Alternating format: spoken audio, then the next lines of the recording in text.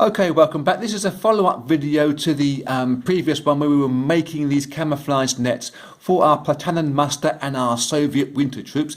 Let me pull the camera back down a little bit so as I can show you what I'm doing in hand. The reason why there's a follow-up video, I didn't really explain last time properly, the finishing off process. Now, you can finish it off in any way you want to do. I have taken what has been some of this netting here, and as you can see, there's a bit of a shine to it. I wasn't really happy with the shine for the Soviet troops, and obviously there's no shine on the Platanen muster. So by putting on some acrylic paint, you've taken the shine off. By using a matte acrylic varnish, you've taken the shine off of it. That also helps. But as you might notice here, this one sits down really nicely on the board with our anti-aircraft artillery. It's the same with the standard artillery and so on.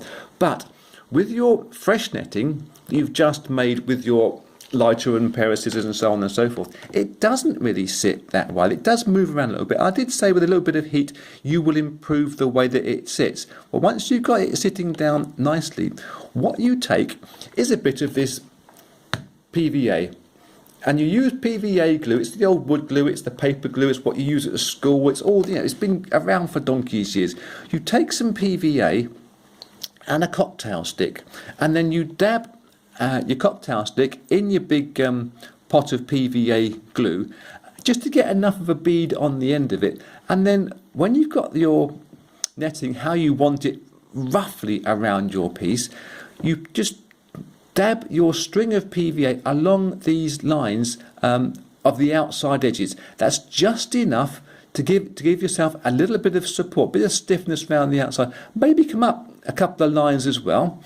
Give it about 15 minutes to dry and then hold it in place again, and you will find that you will get enough of a texture and enough of stickiness with that glue that it will hold this thing slightly stronger in place. It won't be as stiff and tough as one of these ones, which, as you can see, isn't moving anywhere. It's not actually glued to this gun, it's just sitting there so nicely onto it.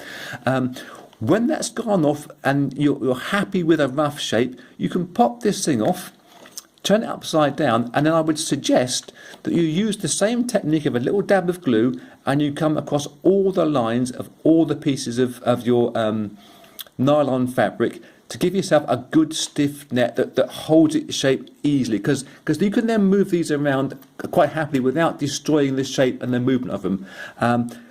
But once you've got this glue on the inside and it's gone off again, you will still have some amount of movement available to you.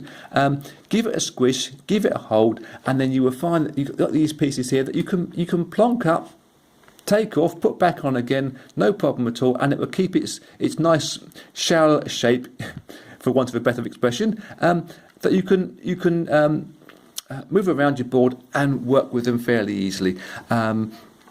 That's what we've done here. So I'd suggest a bit of PVA, cocktail stick, inexpensive pieces, inexpensive ways of doing things, and to make your game just that little bit more groovy than it was 10 minutes ago. So thank you very much for watching. Until next time, be cool.